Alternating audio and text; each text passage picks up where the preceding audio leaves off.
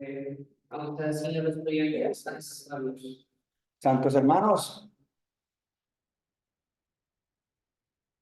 ¿cómo están? Profe, buenas noches, profe. Bien, gracias a Dios. ¿Todo bien? Sí, profe. Bueno, listo, vale. Me alegra verlos por aquí. Y bueno, 8 o 2 minutos. Ya tenemos 3 personas que son parte de esta clase que tienen que hablar hoy. Entonces ya tenemos quórum para la clase. Y si llegó Sara, tenemos mayor quórum, no hay problema. Y ahí llegó gente. ¿Sí ven? Vamos a orar.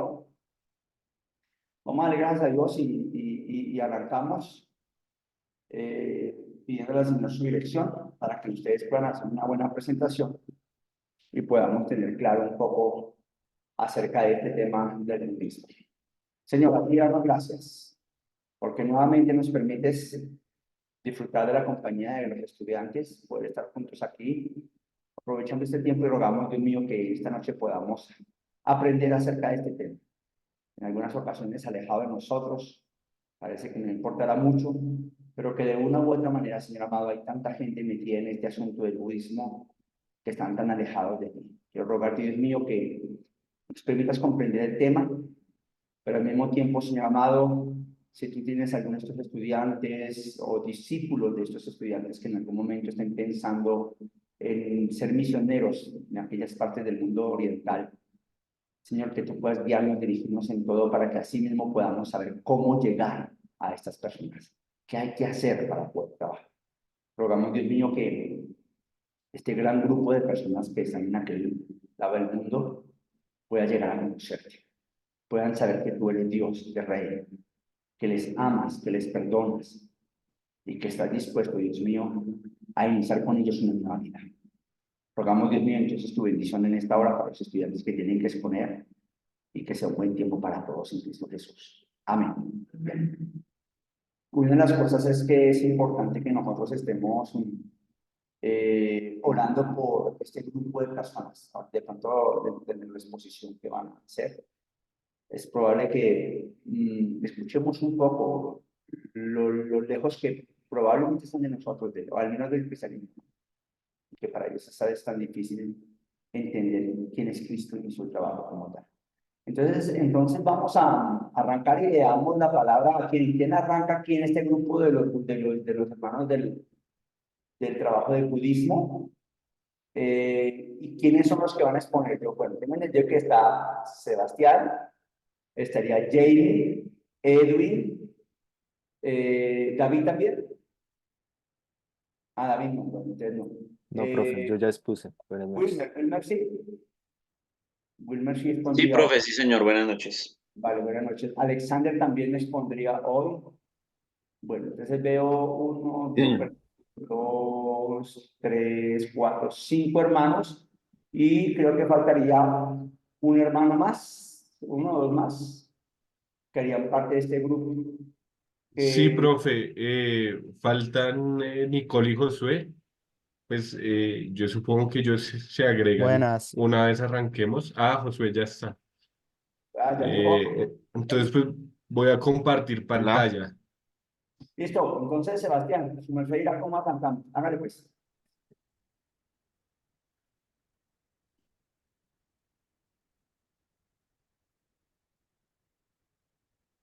Muchas gracias, Sebastián. Profe, buenas noches, compañeros. Muy buenas noches. Vamos a exponer acerca del budismo y perdón, un segundo.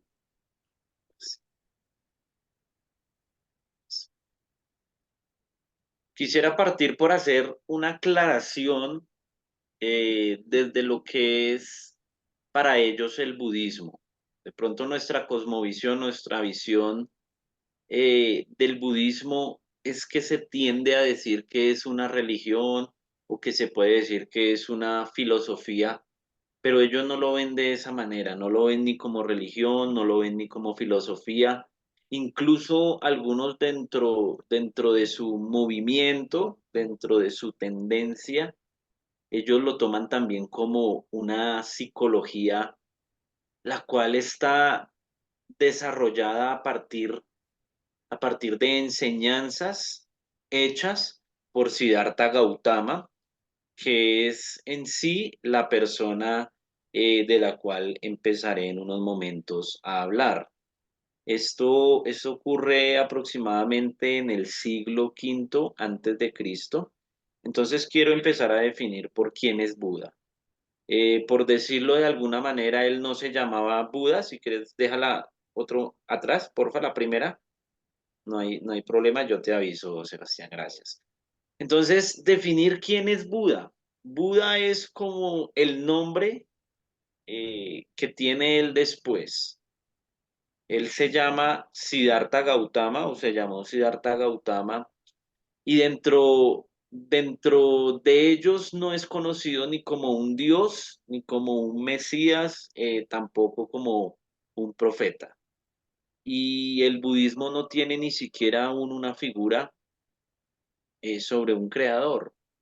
Digamos que en estos elementos que vamos hablando, vamos viendo qué nos diferencia de ellos y son muchísimas más las cosas que nos pueden diferenciar de pronto eh, sistemáticamente entre los cristianos y aquellos que practican el budismo. Entonces, Buda es un título que se daba o que viene de los idiomas antiguos como lo es el palí y el sánscrito y tiene un significado muy especial y muy importante y es el que ha despertado. Entonces, eh, Buda es alguien que ha tenido un avance y ya vamos a ir viendo qué clase de avance es ese, porque es que resulta que, que no solo se le llama Buda a aquel personaje histórico, a Siddhartha Gautama, sino que también es aquel o aquella persona que haya hecho en parte lo que ese Buda histórico, por decirlo, hizo, y es ese descubrimiento personal. Quizá dentro del cristianismo nosotros obviamente no podemos decir que vamos a hacer Jesús, pero sí dentro de nuestro ejercicio, en el buen sentido de la palabra de la religión, es tratar de ser como Jesús. Ellos en su ejercicio son un Buda porque logran tener ese descubrimiento personal.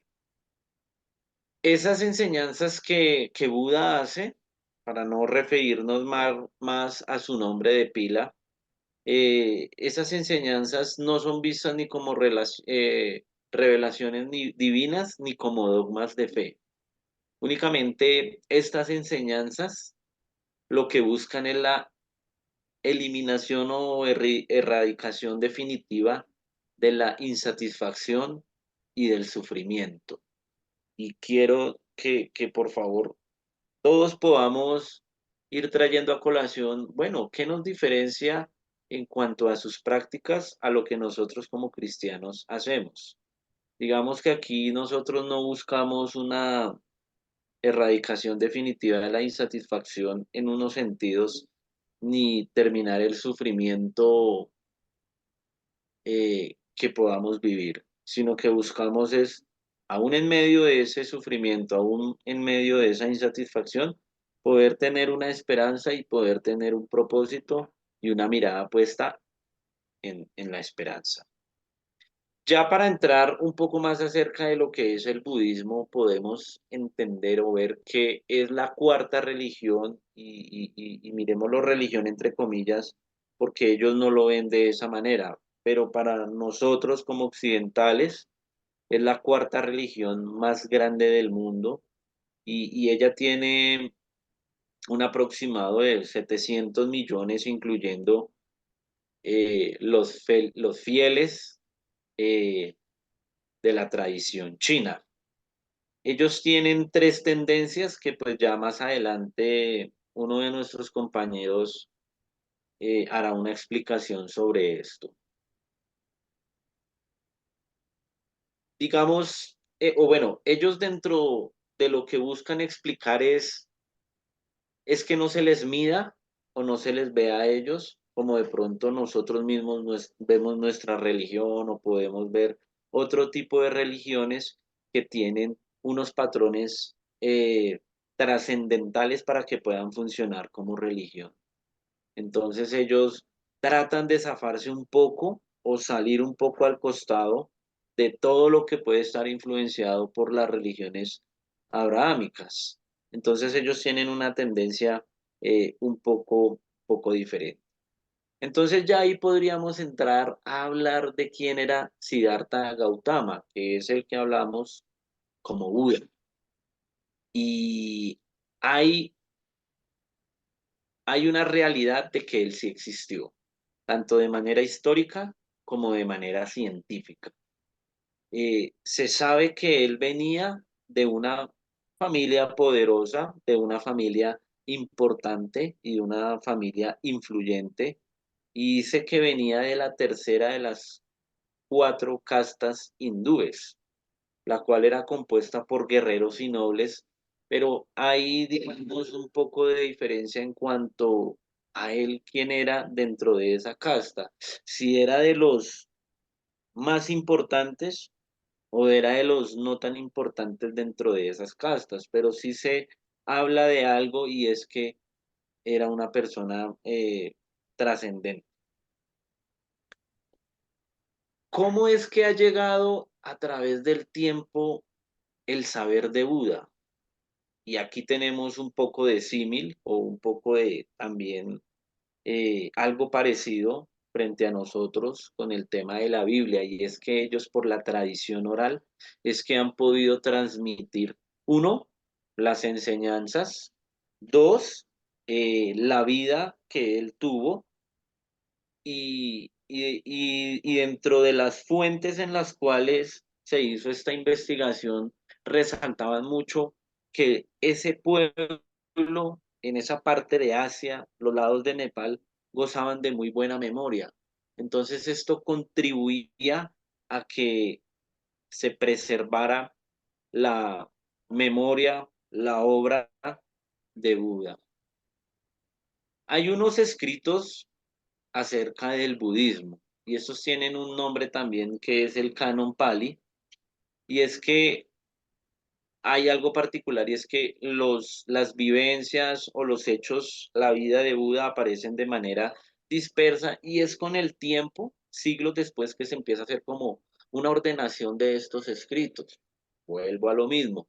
Vemos como también nosotros en la historia del cristianismo es siglos después de que aparecen los escritos que se van organizando para así tener de manera ordenada esos relatos o esas enseñanzas que se pueden encontrar.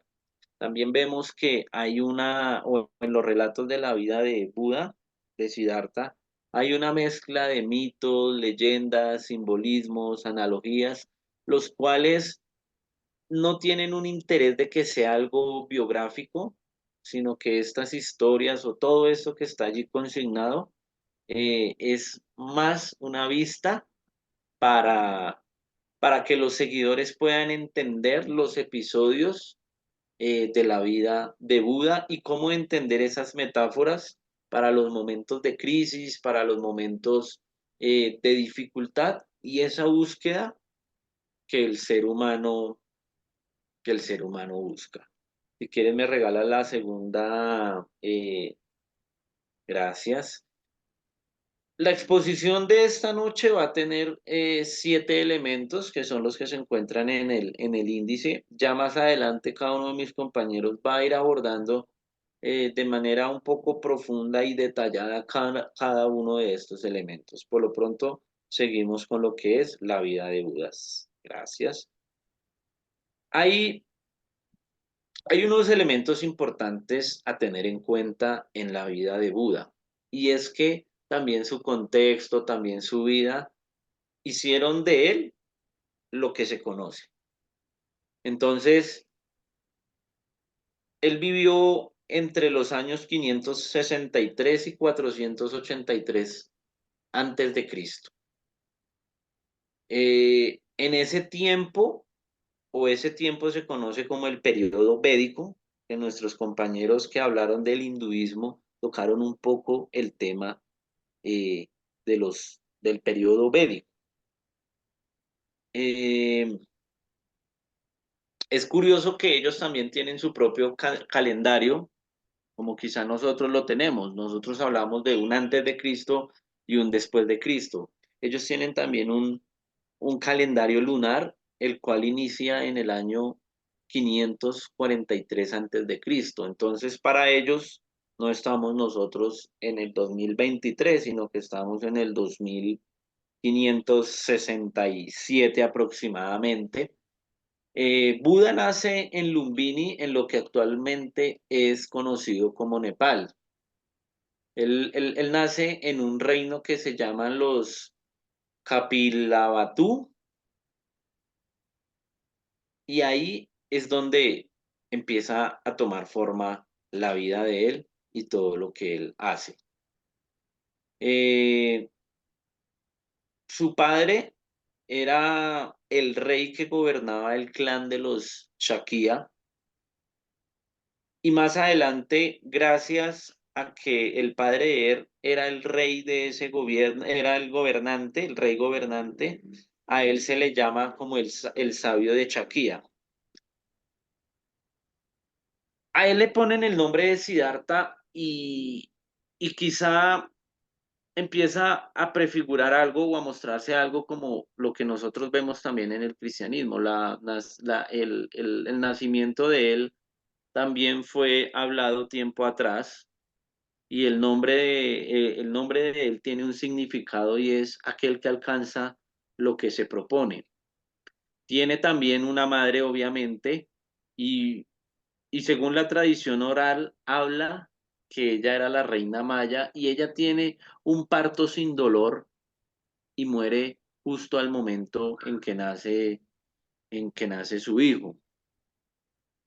La profecía de él, ¿cuál era? Y es que se decía que iba a ser un gran gobernante y un gran maestro religioso. Dado a la circunstancia de la muerte de la madre de Buda al momento de su nacimiento, su padre, con todo el dinero que tiene y con todo el poderío que tiene, lo rodea de lujos, lo protege de una u otra manera, o evita que él tenga un contacto con la vida afuera del palacio, para evitar que ese hijo pudiera tener unas tendencias espirituales que estaban, eh, por decirlo de alguna manera, muy de moda en la época. Pero esto es lo que hace que él empiece también a tomar un giro en la vida, porque tiene 4 encuentros. Dentro de las imágenes que están ahí vemos a un anciano, vemos a un enfermo, vemos a un muerto y vemos a una zeta, que son los que están como de anaranjado.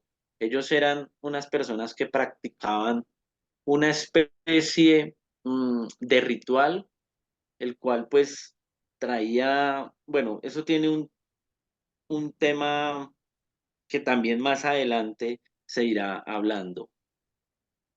Él, al tener ese encuentro, pues como que se confronta en la realidad de lo que es la vida. El pasar de tener una vida en la cual lo tiene todo y piensa y cree que todos los demás lo tienen todo, llega y se encuentra con ese cuadro donde hay tanta, quizá, injusticia, donde hay tanta necesidad, quizá donde hay tanta pobreza. Él, a los 29 años, toma una decisión, y es lo que se conoce como la gran renuncia. Entonces él deja todo lo que tiene por herencia, todo lo que tiene en su posición social, y decide convertirse en un monje mendicante. Esto era muy común, o esas prácticas ascéticas eran muy común en la India en su tiempo. Existían lo que se conocen los vagabundos religiosos, y esto era de gran influencia en la época, y obviamente él no, él no fue ajeno a eso. Dentro de esto, si quieres, me regalas la siguiente diapositiva, él encuentra unos maestros los cuales le ayudan a tener una búsqueda espiritual dentro de todo lo que él anhelaba en su momento. Aprendió técnicas de meditación, aprendió a lograr altos estados de conciencia que en esencia lo que le ayudaban era a redefinir un poco la unión del individuo con lo absoluto. O sea, esto era un tema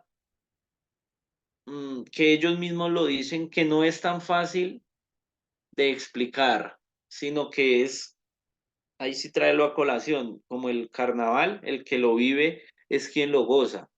Entonces es un tema tan trascendente y tan de cada persona que lo hace, que sería un poco difícil poderlo explicar, pero dentro de lo que hay en esa búsqueda espiritual es tratar de no hacer empatía con el mundo sensorial. Eh, Dentro de ese proceso él incluso casi muere debido a que evitaba comer, evitaba dormir, sino que se dedicaba era a esa meditación, la cual le consumía mayor parte del tiempo, mayor parte de su energía. Hay otro elemento que se llama el camino medio, y es que él se da cuenta de un camino medio de moderación con el cual evitaba los extremos de la mortificación, la indulgencia y lograba más que todas sus energías se incrementaran para así lograr, según ellos, una lucidez y una capacidad de concentración alto.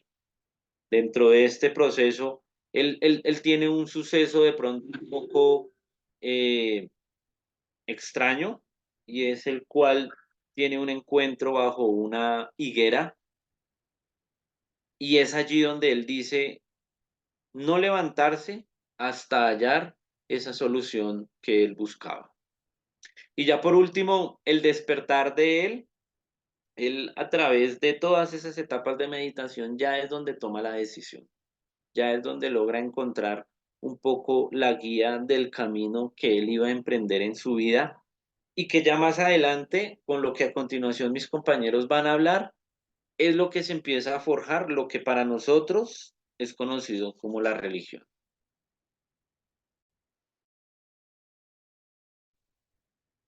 Gracias, compañero. Buenas noches, profe. Buenas noches, compañeros. Seguimos en este estudio y esta exposición del budismo. En este momento vamos a hablar de las 4 nobles verdades del budismo. Estas 4 verdades del budismo es como el núcleo de las enseñanzas de esta filosofía. Se basa sobre el sufrimiento y el camino hacia la liberación. En este sentido, se puede denotar que el sufrimiento es un punto de partida para Siddhartha Gautama, pues que desde allí inicia como que esa necesidad de encontrar un estado mental de iluminación o lo que le llaman de liberación de esta situación. Las 4 nobles verdades en Pali, como lo mencionaba el compañero, que era un dialecto del Indio Medio que se utilizaba para los antiguos escritos. Las 4 nobles verdades se escriben Chatari, Ariya, Sakani, y en sánscrito, que es otra lengua de la antigüedad hindú, Chatvari, Arya, Sakyani. Son conocidas como ese eje central de las enseñanzas, pero también de las prácticas y de la doctrina del budismo. Hay como una parte donde se dice que, lo menciona World Story Encyclopedia, que estas nobles verdades muestran las causas del sufrimiento, pero que a la vez muestran un camino o una forma de vida para salir de él. Y que gracias a lo que el Buda, Gautama, vivió y pasó, pero también alcanzó la liberación. Es como una línea de este pensamiento que lleva a forjar estas enseñanzas. Entonces se puede decir que estas 4 nobles verdades hacen principio del budismo y se considera que son el sendero para alcanzar el nirvana, que es el estado de paz y dicha eterna, felicidad total, que más adelante se va a abordar a profundidad. Esta filosofía entonces está encaminada a una iluminación que acabe con el sufrimiento y permita ese estado de liberación. Por lo tanto, se puede seguir mencionando que estas verdades son como las enseñanzas centrales de la doctrina del budismo. Para Buda expone entonces sus enseñanzas, lo menciona el escritor del libro Cómo llegar a ellos, que como Buda ve la salvación, las pone en sus 4 verdades excelentes, que son las 4 nobles verdades del budismo. Y la primera que tenemos en pantalla es Dukkha.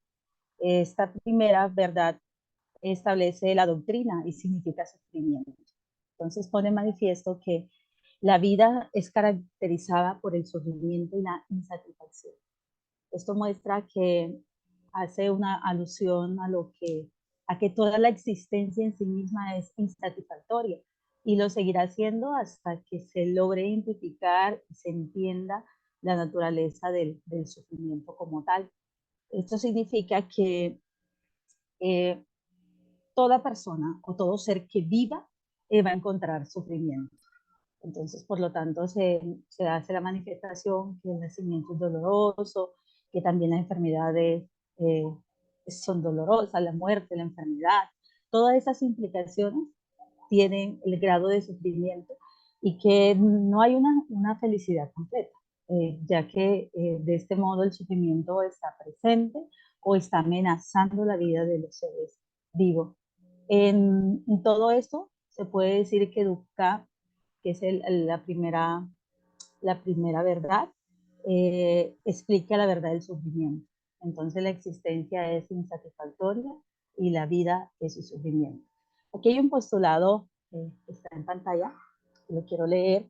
Esta, oh monje, es la noble verdad del sufrimiento. El nacimiento es sufrimiento, la vejez es sufrimiento, la enfermedad es sufrimiento, la muerte es sufrimiento. Asociarse con lo indeseable es sufrimiento, separarse de lo deseable es sufrimiento, no tener lo que se desea es sufrimiento. En breve, los 5 agregados de esta adherencia son sufrimiento. Esto lo expresó Buda. Siguiente diapositiva. La segunda de las cuartas de las cuartas verdades nobles es Samudaya. Esta segunda verdad significa origen y considera que el origen del sufrimiento proviene del apego, de la ignorancia, de los deseos, del ego, y entonces por lo tanto el sufrimiento o las insatisfacciones de la vida es causa de los deseos y pasiones. Todo esto genera como toda la búsqueda de esto, o todo lo que se desea, o todo lo que se incita a buscar, en última instancia produce infelicidad o insatisfacción. Según este postulado, las pasiones humanas y las acciones que se llevan a cabo de manera propia, en la voluntad propia del ser humano, es un origen que va produciendo sufrimiento. Entonces, para el budismo, todo padecimiento estaría ligado a ignorar que las acciones llevan al sufrimiento, es decir, se debe conocer que estas acciones llevan al sufrimiento y por lo tanto esta parte del origen marca una trascendencia fundamental entre estas enseñanzas. En esta segunda verdad, Buda señala que el ser humano sufre porque tiene deseos que busca satisfacer. Y aunque si lo logra satisfacer, esa satisfacción va a ser pasajera y que el placer no será duradero. Otro postulado que está en pantalla también. Esta es, oh monje, la noble verdad sobre el origen del sufrimiento. Es el deseo y los 5 venenos: apego, odio, ignorancia, ego, celos, los que producen nuevos renacimientos. Buda aquí también hace mención a esos 5 venenos que producen el sufrimiento, que dan origen al sufrimiento. Siguiente. Esto. La tercera, la tercera noble verdad del budismo es Niroda. Esta tercera verdad del budismo significa cese. Si se eliminan los deseos, se puede eliminar el sufrimiento. Este punto de partida, esta enseñanza dentro del budismo, establece que el sufrimiento, al ser inherente a la existencia humana, también el ser humano tiene la capacidad o la posibilidad de poder superar. De este modo se conseguiría vencer el dolor, eliminando por completo el deseo, el apego que se tiene, suprimir por completo los 5 venenos que habla Buda, que es apego, odio, ignorancia, ego y celos, para empezar a eliminar, a que cese el sufrimiento en la vida del ser humano.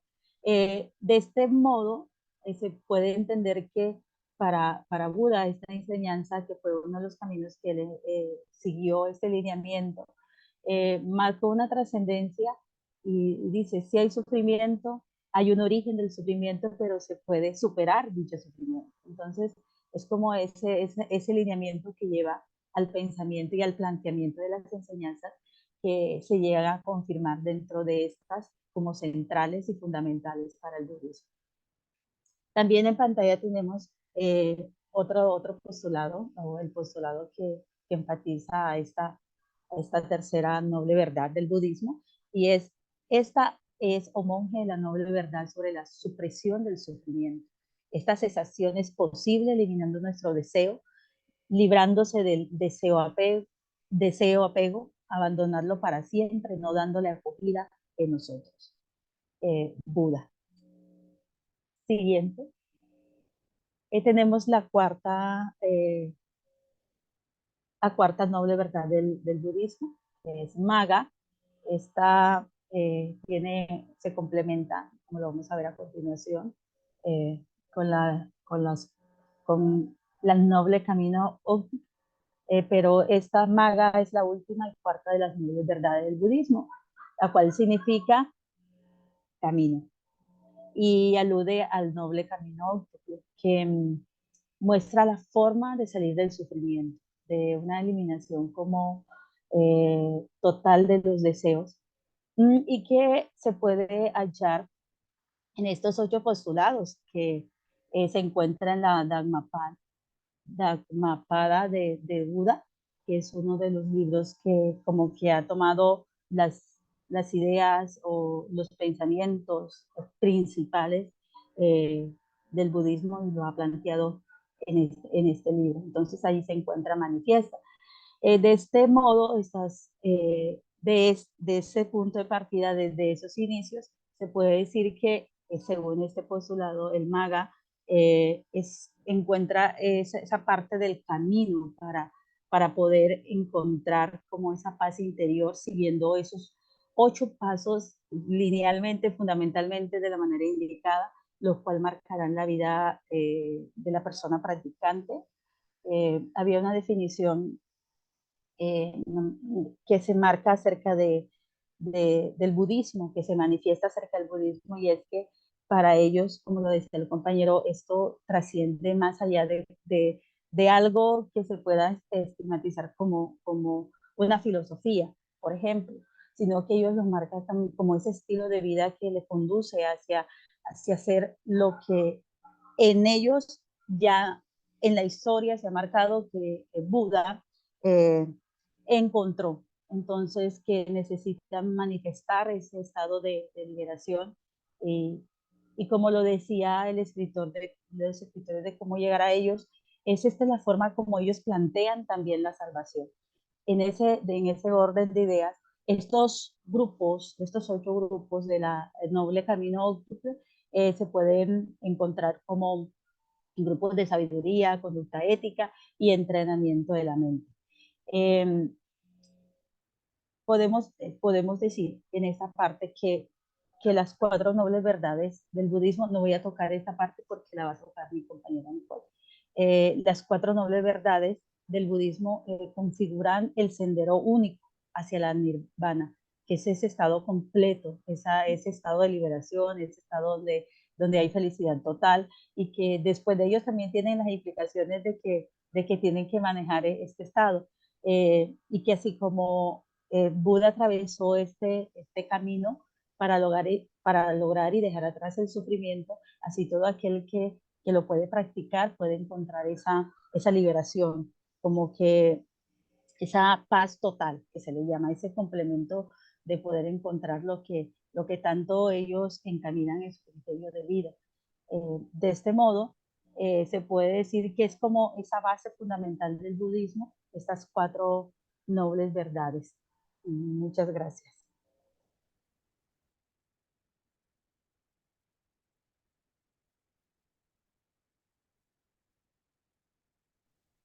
Buenas noches, compañeros. Bueno, teniendo un poco en cuenta lo que nos habían mencionado nuestros otros compañeros, yo les voy a presentar el noble camino óctuple, como lo mencionaba Jamie, es la vía que lleva al cese del sufrimiento, ¿sí? A través, digamos, de este camino, ellos alcanzaban una salvación, una iluminación y una libertad, por así decirlo, de ese preciso sufrimiento. Ellos lo dividían, digamos, en sabiduría, ética y conducta. Digamos, para los budistas, el término ética no es como nosotros lo vemos aquí, de una serie de, digamos, de normas para vivir bien o mal, porque para ellos no existe el bien o el mal, ¿sí? Para los budistas, ellos lo ven como algo torpe o algo perspicaz. Teniendo un poco esto en cuenta, iniciamos, digamos, por la sabiduría y se veía el primero, que es el conocimiento correcto o la visión correcta. Esto, según Buda, era ver el mundo como es y no verlo como tú quieres. Eh, Pero vuelve a estar. No sé por qué. Perdón, Oh, ¿están hablando? se oye muy intercortado. Eh, ¿Ahí me escuchan bien? Sí, ahora sí. Dale. Gracias por avisar. Ok, entonces, digamos, retoma un poquito. La visión trata sobre ver el mundo como es y no como tú quieres verlo. Entonces aquí Buda los incentivaba a que ellos hicieran como que su propio estudio, su propia investigación, por decirlo así, y que no se llevaran de dejar llevar por una fe ciega, por así decirlo. Y digamos, de esta visión correcta, se desplegaba como que las demás, ¿sí? O sea, esta era fundamental. Y aquí le seguía el pensamiento o la determinación correcta. Aquí lo mencionaba como que, digamos, en la mente se originan, digamos, las acciones y las palabras, algo muy importante para ellos. Precisamente en los versos iniciales de Dhammapada, por decirlo así, es un libro de ellos, digamos, por decirlo como una comparación, los proverbios de ellos mencionaba que la importancia de un pensamiento recto. Entonces, para ellos esto era muy importante. Digamos, las semillas que tú cultivabas tenían que ser, digamos, semillas de amor, de alegría, tus pensamientos tenían que conducirte a eso, ¿sí? Entonces, si, digamos, tú estabas pensando en tristeza, ira, tú tenías como que tienes que frenarlos, ¿sí? Para los budismos, ellos tienen que frenarlos y cambiar a esos pensamientos, digamos, de alegría y llevar con una vida así, un pensamiento correcto y unas emociones correctas. Aquí entramos ahora, en la siguiente, por favor. A la conducta ética, como les mencionaba, para ellos es el estado mental en el que provienen nuestras acciones. Y por medio de la práctica ética, ellos tienen que transformar sus emociones. Entonces, digamos, aquí entraba el habla correcta. Entonces, para ellos es muy importante, no solo que tú, digamos, digas la verdad o mentiras, sino que estás seguro de lo que estás diciendo, es verdad, les hace daño a alguien, es bueno si se sabe o es necesario saberlo. Entonces, para ellos es bastante interesante, bastante importante utilizar de la manera correcta este don del habla, de la palabra, y pensar antes de hablar si lo que se dice es importante o si es mejor eh, guardar el silencio. El siguiente sería, bueno, aquí sería la acción correcta, aquí es el quinto, pero están invertidos el cuarto y el quinto. Digamos, en la acción correcta para ellos entran 5 preceptos. Esos 5 preceptos para ellos son bastante importantes. Entonces, digamos, se tienen que abstener de matar cualquier cosa que respire. ¿Por qué? Porque para ellos, digamos, no puede sufrir un daño, digamos, nada, ningún ser viviente ni nada, porque, digamos, no es, digamos, algo, ellos no son como egoístas, ¿sí? Como que tienen que tener esa relación con todo ser viviente, porque si, digamos, le hacemos daño a algo, también nos estamos haciendo daños directamente a nosotros. Es como buscar esa felicidad y esa unidad con todo ser viviente. Entonces, para ellos es bastante importante eso. Debe ser importante el precepto de abstenerse de tomar lo que nos les sea dado, ¿sí? Como que abstenerse de tomar cualquier cosa que para ellos no les beneficie. Va, digamos, también el de abstenerse del extravío sexual. Digamos, para ellos el sexo no es que sea malo, ¿sí? Pero para ellos, sí, digamos, cuando se entra en abstinencia, esa energía se puede destinar para más tiempo en meditación, ¿sí? Entonces esto era importante y por eso, digamos, muchos monjes se abstienen de cualquier actividad sexual para dedicarse completamente a la meditación y esta ya la abarcaré un poquito ahorita. Ya entraba el esfuerzo correcto o la ocupación correcta. Este era que decía que los seres humanos cuando nacen se desvían de cualquier paz o rectitud. Entonces que su esfuerzo debía destinarse a evitar lo dañino o lo perjudicial para la vida de la persona o para los que le rodean. Es desarrollar lo positivo y lo beneficioso en la vida. Entonces, digamos, ¿qué quieres? Entonces, tener cosas o ser alguien, ¿sí? Entonces, para ellos es como que ese esfuerzo en que lo vas a dedicar, en qué, cómo forma, de qué forma lo vas a utilizar. Me regalas la otra.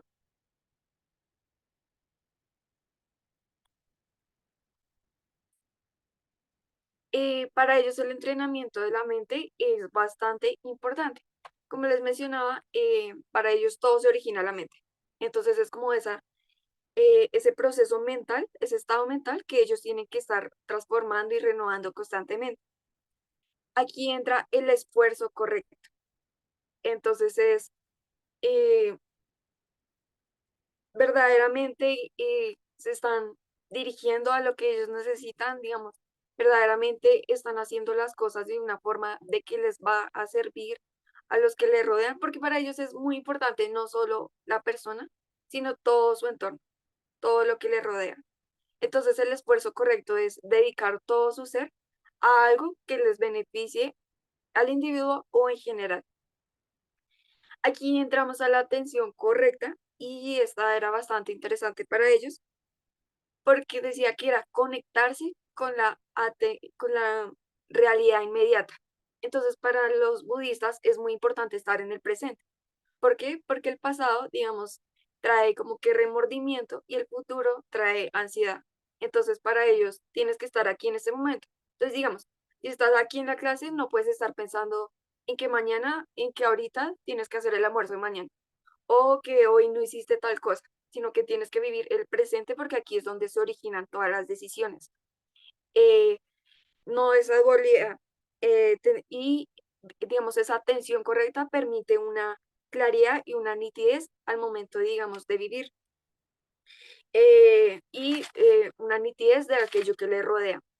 Y por último, entramos a la concentración correcta, que para ellos vendría dirigiéndose hacia la meditación, porque la meditación es como el paso para esa salvación, es necesitar esa quietud física, porque dice que si está muy ansioso para los budistas, si estás muy ansioso o muchas cosas, tienes que quedarte perdón, quedarte quieto y digamos, ellos decían que escuchar tu respiración.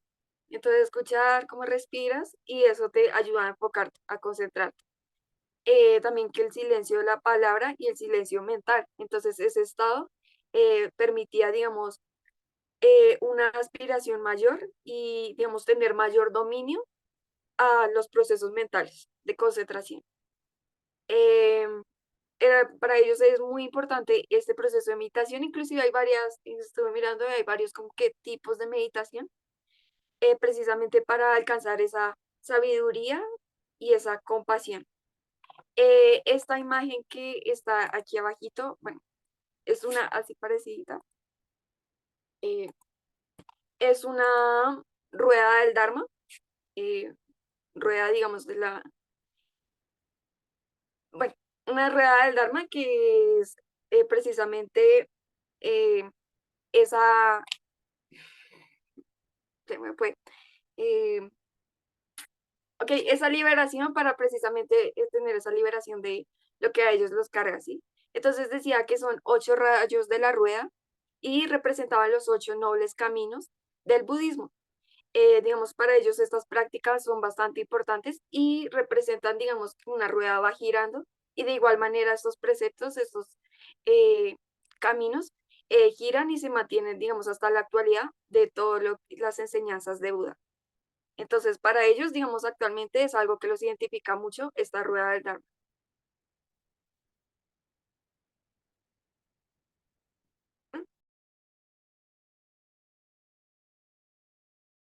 Ok, continuando, entonces vamos a hablar un poquito de lo que son las escuelas o las vertientes del budismo. Pues cabe aclarar que esta división no fue hecha por Buda, sino que se presentó mucho después, teniendo también en cuenta un poquito lo que dijo Wilmer. Digamos que el budismo sufrió algo muy parecido a lo que sufrimos también en la iglesia cristiana, ¿no? Que una vez Cristo muere y resucita y es creada la iglesia, la misma iglesia es la que se empieza a dividir. Y esto fue lo que pasó también con el budismo. Antes del año 400, que es cuando muere Buda, hay unas peticiones que él hace y él les pide a sus discípulos como que no hicieran líderes o no hicieran grupos, pero cuando él muere a los 80 años, pues lo que él dijo que no hicieran fue lo primero que hicieron. Entonces se organizaron ya como grupo, pero también organizaron algunos líderes, que fue lo que vamos a ver más adelante, que llevó a unas primeras divisiones. También hubo algunos concilios, así como también lo tenemos como cristianos, ellos también tuvieron unos concilios. En el primer concilio, en el año 400, se sentó o se dejó precedente de lo que es la doctrina budista. En el segundo concilio, en el año 383 antes de Cristo, se dio el primer cisma que dividió al budismo como en dos primeras escuelas. Digamos que el budismo en general está dividido en tres vertientes, pero en el primer concilio se dividió solamente en dos. Me disculpan aquí la pronunciación, que eran la escuela Shangika y la escuela Estaviravada, ¿sí? Una insistía en la observancia de las prohibiciones que la otra rechazó y la otra mantuvo creencias como la divinización de Buda y la naturaleza trascendental. Esta fue como la primera división que se hizo del budismo. Después hubo una difusión más grande del budismo a nivel continental, eh, compitiendo también con el hinduismo y el jainismo, primero en la India y después en el continente, y la difusión fue impulsada por el rey Maurya Ashoka el Grande, y envió a misioneros en países como Sri Lanka, China, Corea y Tailandia. Ya después, debido también al auge y el crecimiento del budismo como religión, hubo algunas divisiones doctrinales. Entonces, la institucionalización del budismo llevó a diferencias entre las creencias de los budistas de diferentes lugares y también hubo diferentes cánones dentro de las escrituras y las prácticas del budismo, así como su interpretación de lo que es Buda y del Nirvana. Entonces, finalmente, el budismo se fragmentó en tres vertientes que algunos creen que fue predicho por el mismo Buda en los tres giros y fue dividido en el budismo Theravada, Mahayana y Vajrayana. Entonces, El primero, que es el budismo Theravada, es como la primer vertiente y se considera que es la escuela más antigua y más conservadora en cuanto a las enseñanzas del budismo. Se dice que conserva incluso las enseñanzas originales o más cercanas a lo que fue el original Buda. Se enfoca en la meditación y la búsqueda de la iluminación, pero de manera individual, de cada quien como ser, ¿no? Está basada en el canon Pali, que ya explicaron los compañeros sobre este dialecto, que contiene las primeras enseñanzas y discursos de Buda. Por eso se dice que es la forma más antigua del budismo, o también se le denomina el camino de los ancianos. El objetivo es cultivar la liberación y convertirse en un arhat, que es como un ser individual que llega a la iluminación. No es necesario enseñar a otros durante este proceso, no es necesario tener discípulos porque está enfocado en lo individual. Está enfocado también en liberarse de algo que se llama el samsara, que es una repetición eterna, perdón, entre la reencarnación y la muerte. La división, digamos, de este budismo es sencilla porque hay unos monjes y una congregación de laicos, en donde los monjes, digamos, están más avanzados espiritualmente. Tiene diversidad entre prácticas, se enfoca en la lectura de sutas y en la meditación para llegar pues al despertar. Este tipo de budismo predomina en el sudeste asiático, en Tailandia, Birmania, Camboya y Laos. Hay un término que es el término Hinayana, que para ellos es un poco insultante, que significa pequeño vehículo. Ya vamos a ver con otra de las escuelas por qué significa esto, pero finalmente este budismo se considera el budismo más antiguo y más conservador. Considera también a las mujeres como inferiores e incapaces de alcanzar la iluminación hasta que sean reencarnadas como hombres. En comparación con otro de los budismos principales, no busca que la persona se convierta en un guía espiritual, sino en la liberación personal. Se enfoca mucho en el tema personal.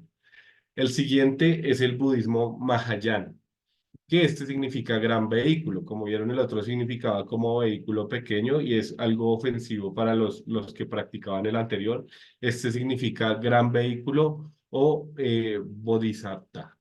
Se conoce como el gran vehículo porque a diferencia del otro que buscaba como la iluminación individual, este busca la iluminación colectiva de absolutamente todos los seres. Es un poco más secular también porque hay más diversidad en textos sagrados y en prácticas comparación con el Theravada. Incluye enseñanzas fuera del canon Pali y prácticas como cantos y mantras. Este se extendió un poquito más al ser de pronto un poco más secular y menos conservador. Entonces está en Nepal, en el Tíbet, en Japón, China, Taiwán, Corea, Vietnam y Mongolia. Una vez más se denomina gran vehículo por eso, pues por esta misma razón, porque se extendió más. Se fundó aproximadamente 400 años después de la muerte de Buda y parece que fue inspirada por una de esas dos vertientes que mencionaba antes, en la que se había dividido el budismo. Se conoce también como el gran vehículo o la gran congregación.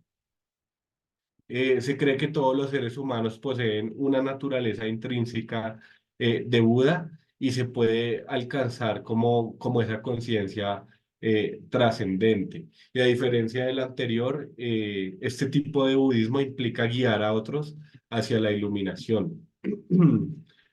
Eh, Busca alcanzar un estado superior similar al de Buda, donde se puede ayudar a otros y a uno mismo, y la conciencia trascendental se relaciona con la comprensión de la verdadera naturaleza, pues, de la vida. Y el último es el budismo Vajrayana, que se denomina vehículo del diamante, que utiliza técnicas más avanzadas de meditación y otro tipo de rituales. Se asocia la iluminación con una sustancia indestructible. Al igual que el anterior, se asume que todos tienen dentro de sí una naturaleza de Buda, pero como asimilarlo, darse cuenta, lleva a un despertar completo. Este tipo de budismo es aún más secular porque pues no es necesario abandonar inmediatamente malos hábitos, sino es un proceso que se lleva. Eh, Se camina a través de los deseos en lugar de como de dejarlos completamente o de distanciarse de ellos. Es algo que se va abandonando progresivamente. También está enfocado en guiar a los demás, al igual que el anterior, y se considera descendiente del budismo Mahayana, que es el anterior que vimos, y recoge doctrinas de los otros dos vertientes del budismo.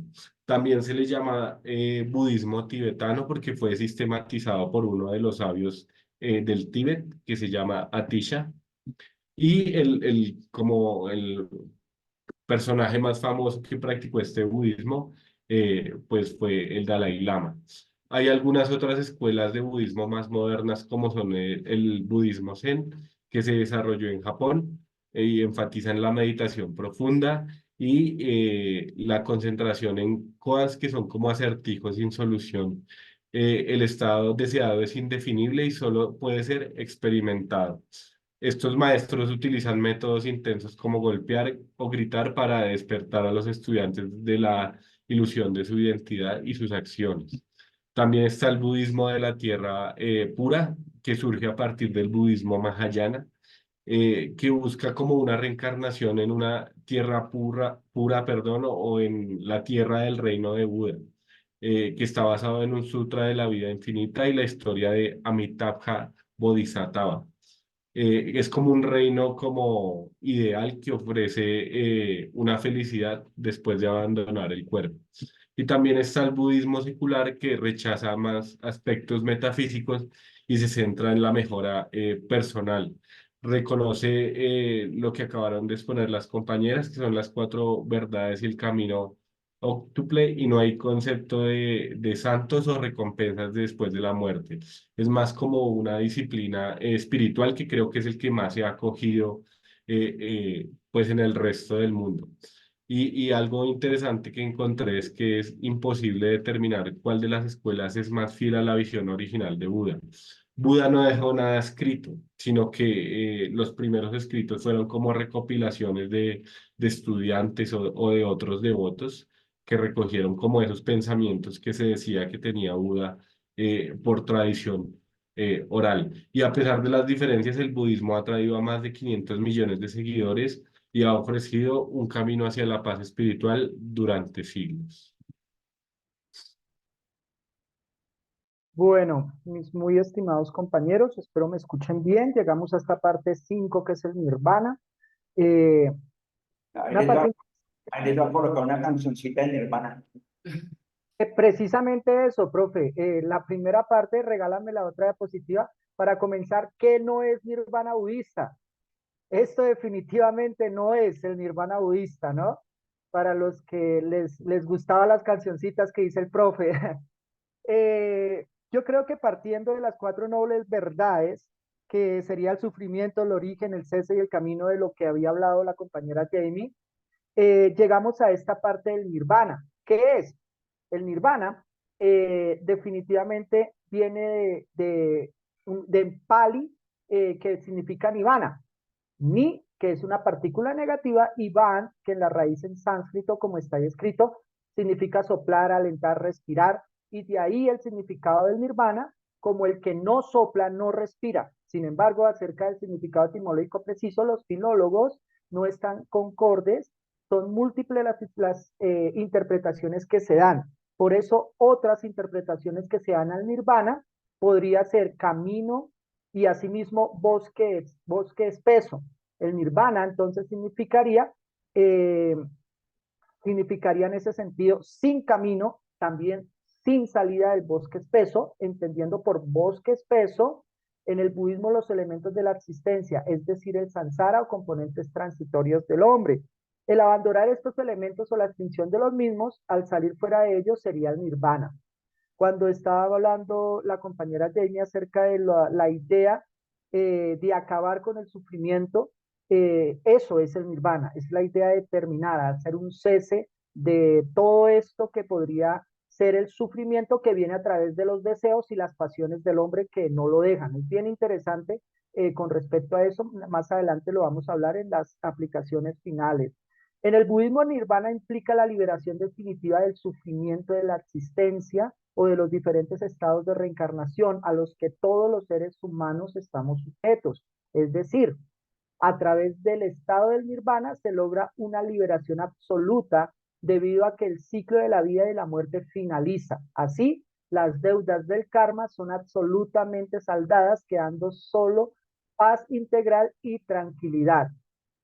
Quiero aportar también el hecho de que el 8 de febrero se celebra el Día del Nirvana, no por azar, sino porque se cree que es la fecha que coincide con la jornada en la que Buda alcanzó el Nirvana final. Por esa razón, sobre la base de las enseñanzas de Buda Gautama, se fundó el budismo y por ello este maestro es venerado por los budistas como un ser plenamente iluminado que enseñó un camino hacia el nirvana. Según estas creencias, Buda logró un nirvana temporal a lo largo de su vida que precedió al nirvana final con su muerte. La base doctrinal del nirvana. Nirvana es sin duda la palabra más evocativa del budismo. En ella más que ningún otro término o doctrina se halla indisolublemente al nombre de Buda.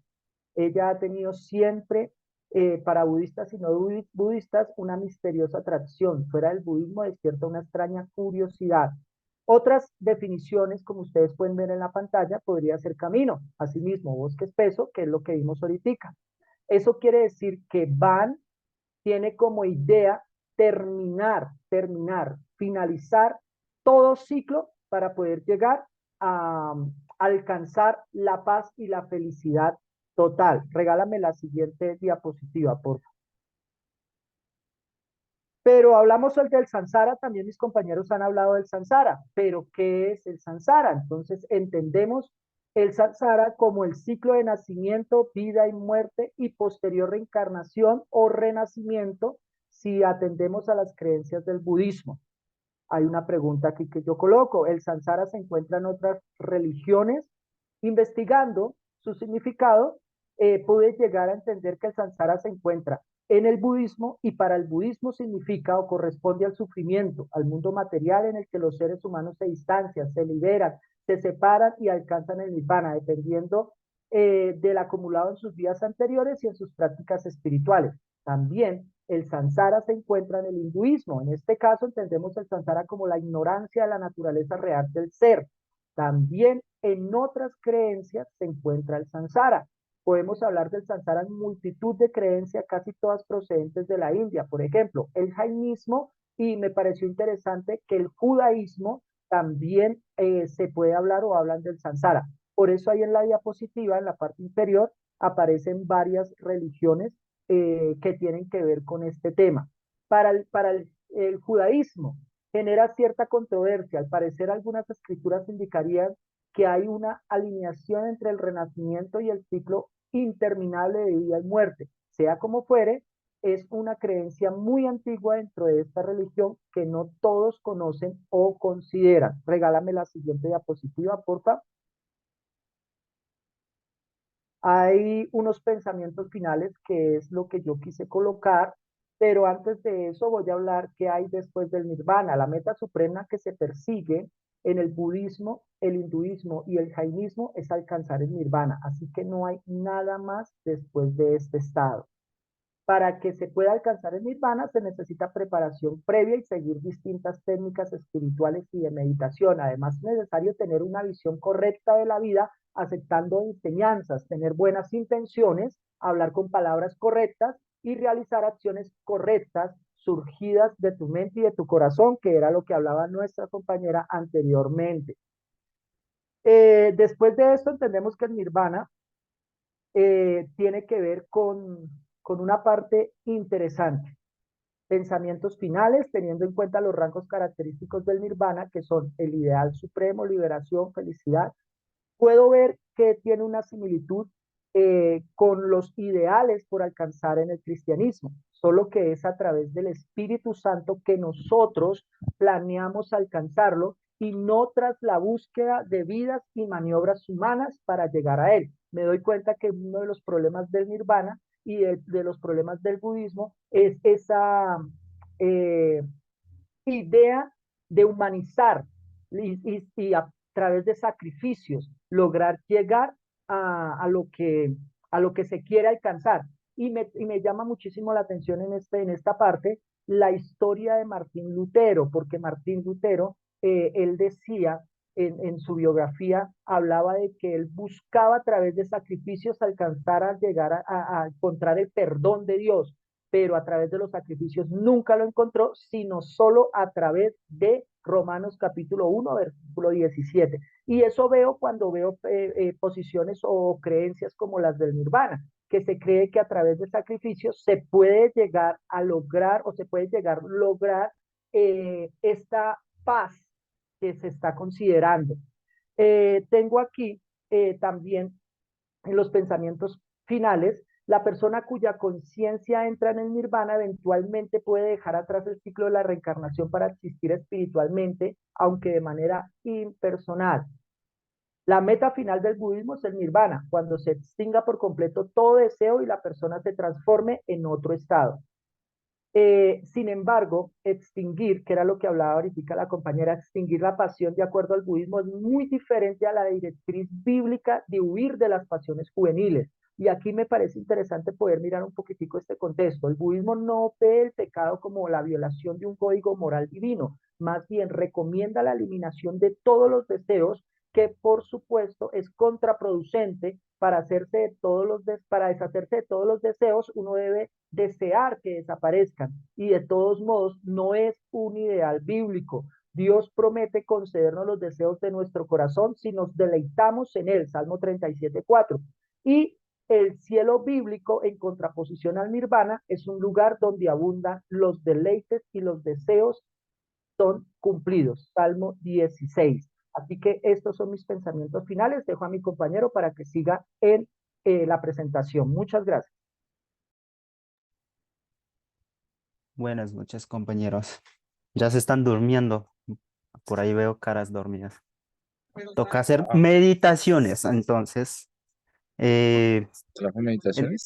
Sí, toca hacer prácticas meditativas o para que nuestra mente se relaje. Hay una foto de todos los que están dormidos. A ver, tengan las cámaras Sí. que están dormidos, no están dormidos. Uh, Hay unos que ya tienen cobija encima. Daniel. Ese sincretismo, ¿sí, profe? Quieren alcanzar el nirvana. Algunos están buscando el nirvana, el sueño. Póngase en una. Bueno, las prácticas meditativas, pues hace referencia de la meditación, ¿no? Como bien lo menciona el título. Hay una frase de Buda que es: la meditación trae la sabiduría, la falta de meditación deja la ignorancia. Esa es una frase que da el budismo. Entonces, los que son seguidores de esta religión, ellos siempre mantienen esta frase, porque, o sea, para ellos la meditación es la que le hace dar como la sabiduría, ese entendimiento que a ellos les hace falta. Eh, yo creo que los compañeros han mencionado muchas cosas, pero hay una parte que yo estaba chequeando un libro sobre el budismo y hay una frase que decía: el Buda no es un nombre propio, sino un título descriptivo que sería como Buddha, despierto o eliminado.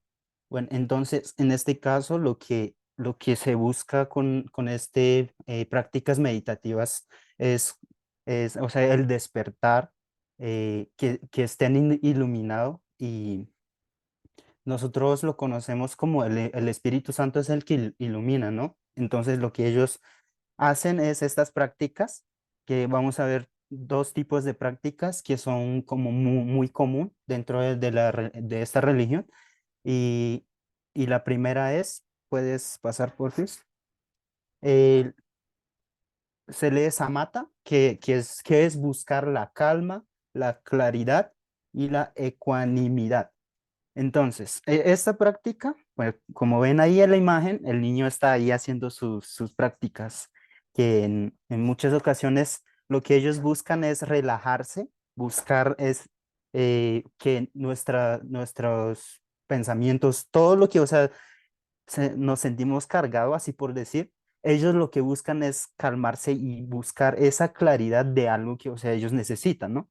Entonces hacen estos tipos de prácticas y lo que buscan es como la sabiduría y esto lo hacen algunas personas, o sea, algunas personas de nuestro país también lo hacen, ¿no?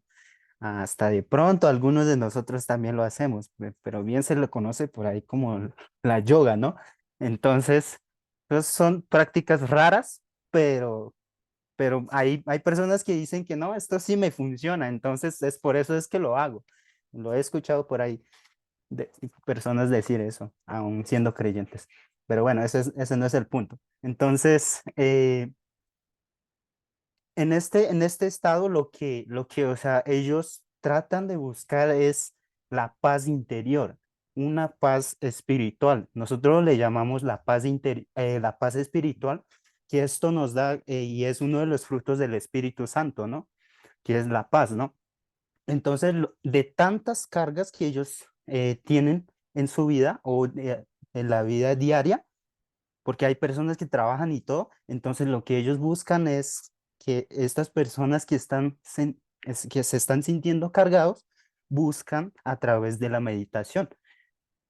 Y pues ahí también podríamos relacionar con las citas bíblicas que dice, todos los que están cargados, vengan a mí y yo los haré descansar, ¿no? Dice nuestro Señor Jesucristo, ¿no? Lo que ellos buscan es como eh, eh, esta paz para que ellos no tengan como preocupaciones de muchas cosas, porque hay preocupaciones que traen como estrés, traen muchas cosas que uno puede decir, no, hasta aquí llegué, ¿no? Entonces lo que ellos buscan es esa parte de, de meditación. La siguiente. Bueno, hay una parte que pues también de meditación hablaba de que el meditación es medio principal para llegar a la salvación. Nuestro medio principal es nuestro Señor Jesucristo.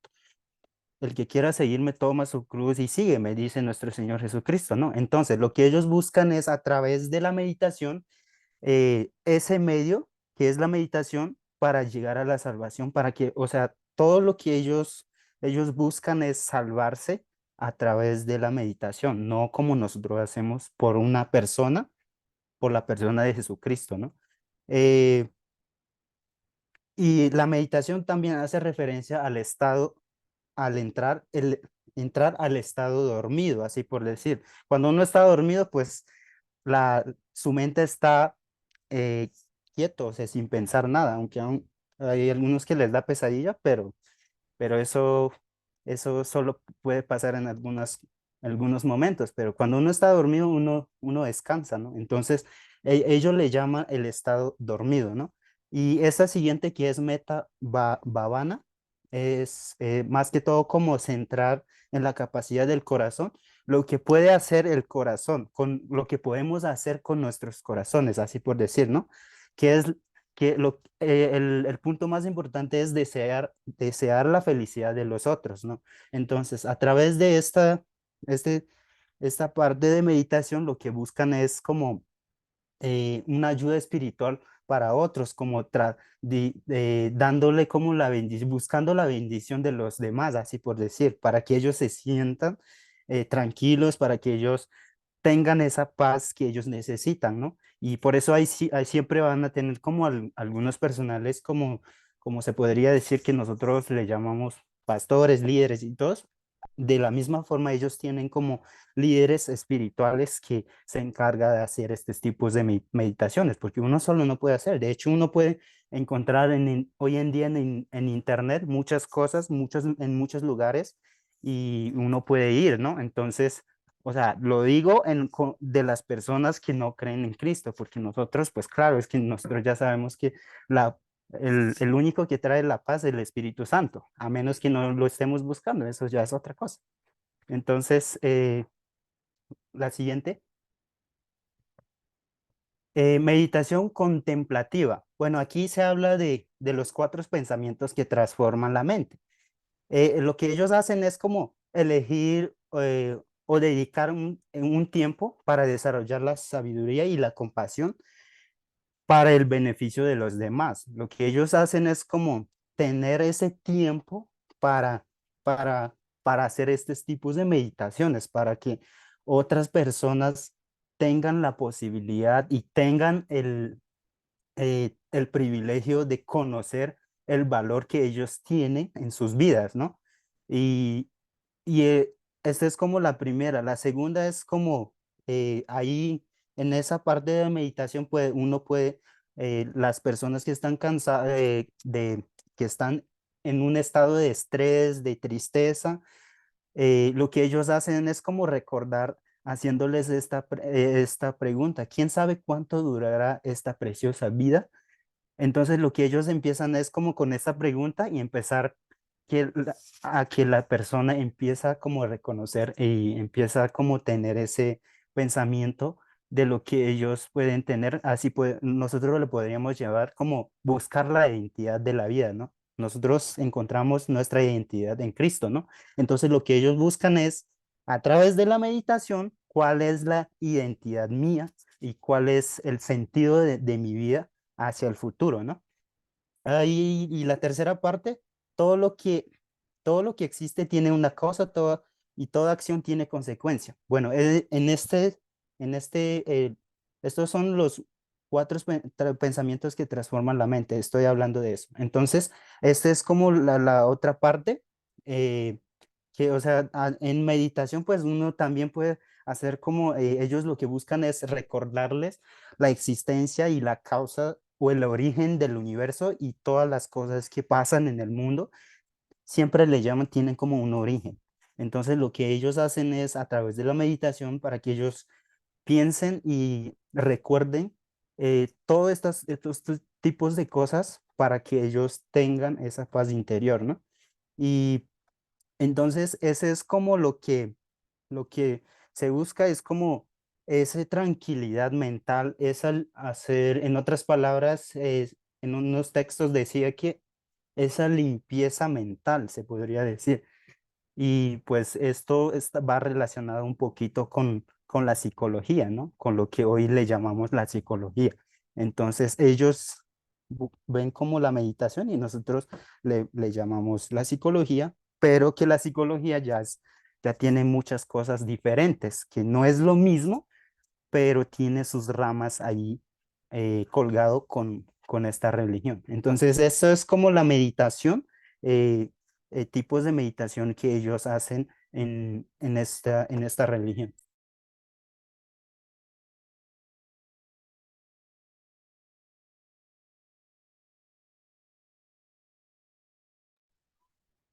Bueno, buenas noches para todos.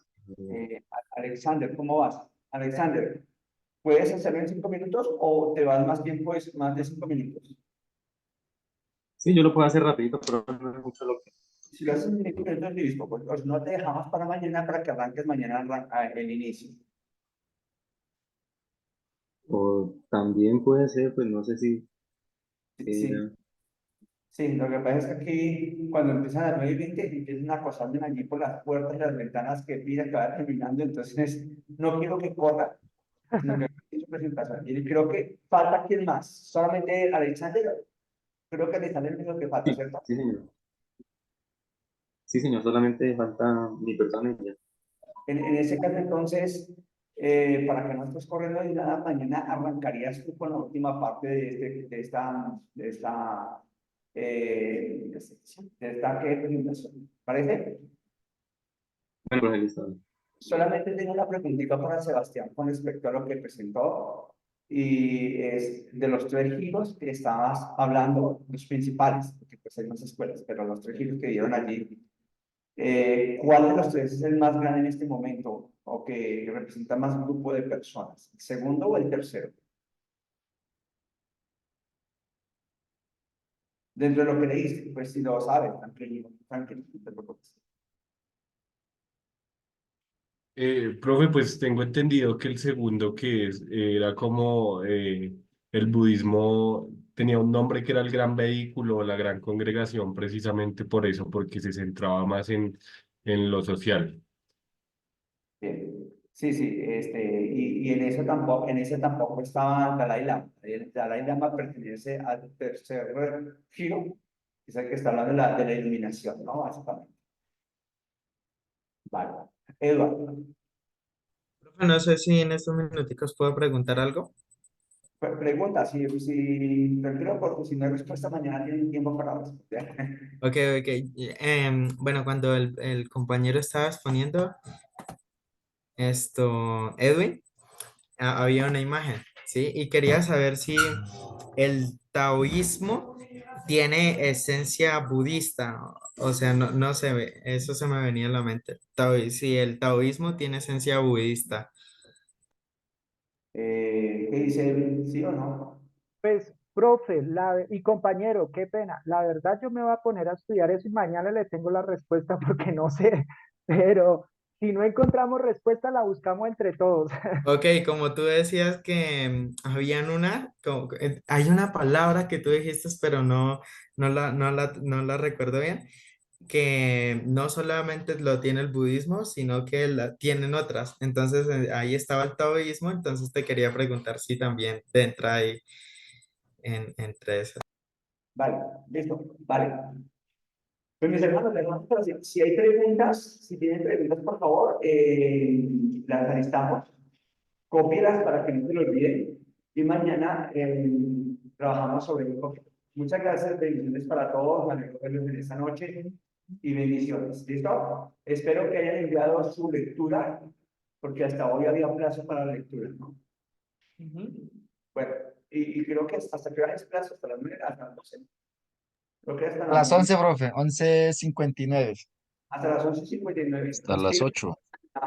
La lectura porque no tienen hasta las 11:59 de la noche. Bendiciones. Bendiciones. Gracias, Gracias. profe. Chao, maestro, muchas compañeros. gracias. Profes. Gracias, Muy profe. amables. Gracias, profe. Gracias, profe, hasta luego. Chao, profe. Son todos, uy, tenían afán. Nos vemos, bendiciones. ¿Cómo? ¿Cómo que qué? Tenían afán todos porque ni se fueron. Ah, profe, ¿y luego no era hasta las 8 nomás? ¿Cómo? ¿Mañana qué? ¿Que el plazo no era hasta las 8?